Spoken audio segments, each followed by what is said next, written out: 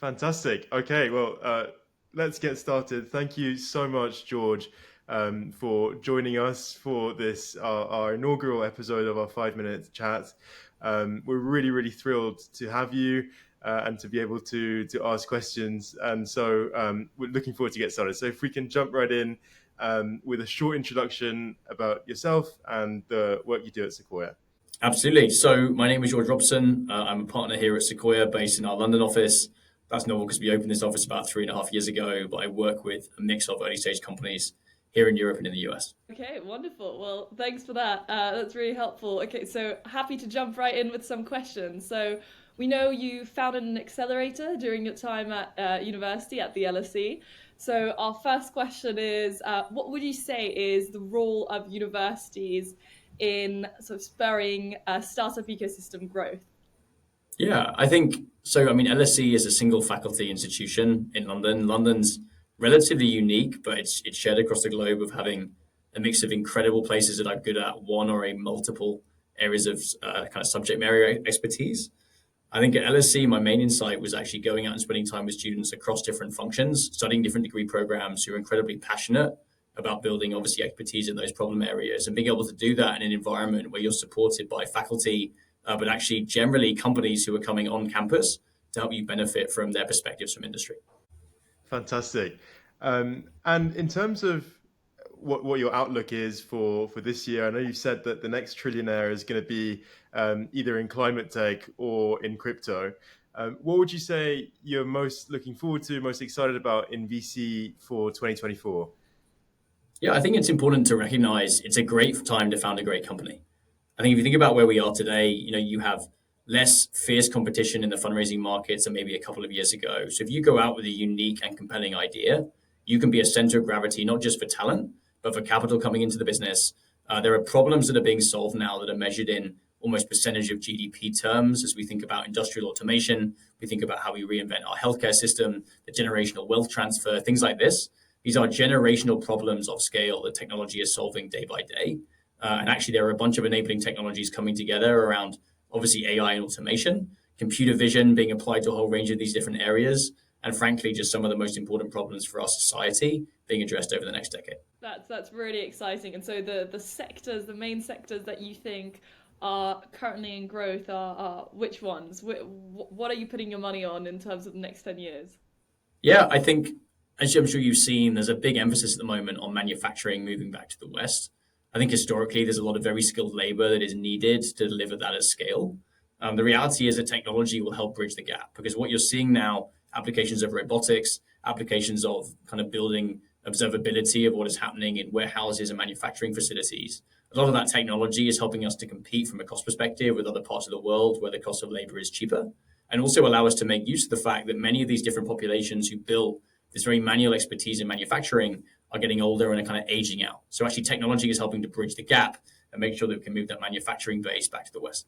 Brilliant. And that's also something that we saw a lot with our event in Mexico City, that nearshoring was a huge trend in the economy there, and that actually quite a few of the founders we were working with were explicitly building things to solve this problem. I think that sort of brings us on to the next question is, what would you say the role of startups from more emerging markets is, and what would you say are the main opportunities there and perhaps challenges, based on what you were just saying?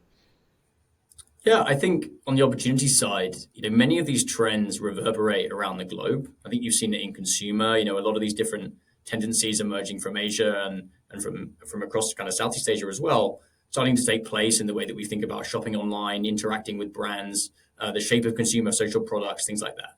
So if you can take influences from other parts of the globe and start to apply it in markets in the West, in the US, and in Europe, I think that gives you an edge because you understand little aspects of how the future looks like, and vice versa. Taking learnings from the West and bringing it to emerging markets obviously works as well.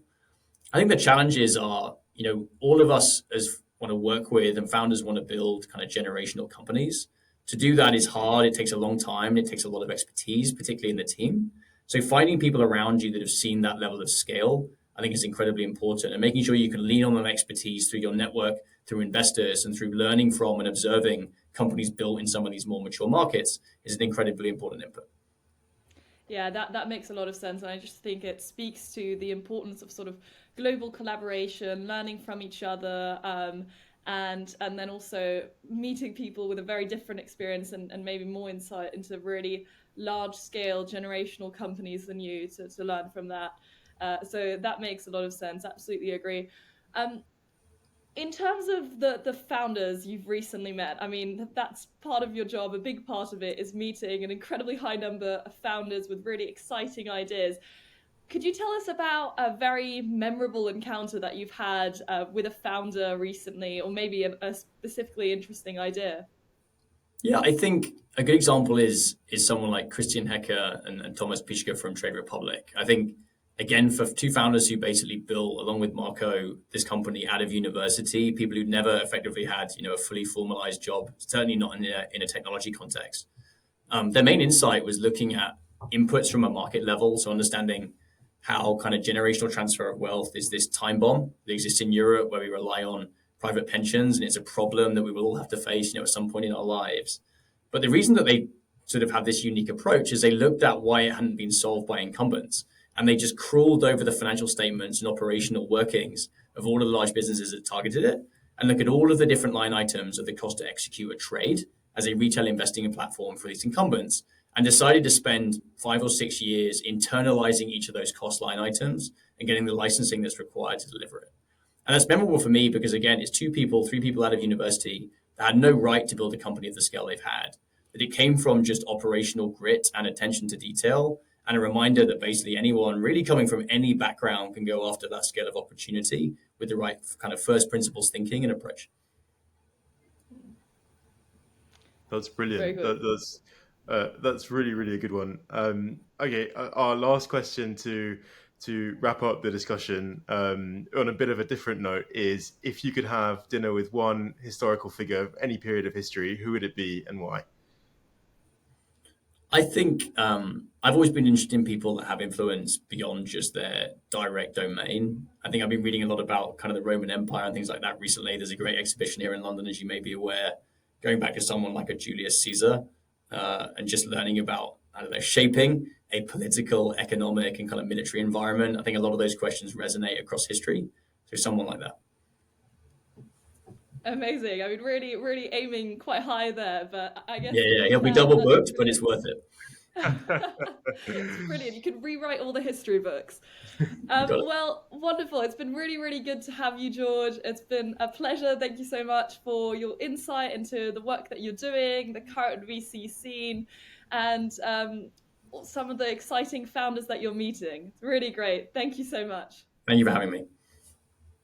Thank you, George.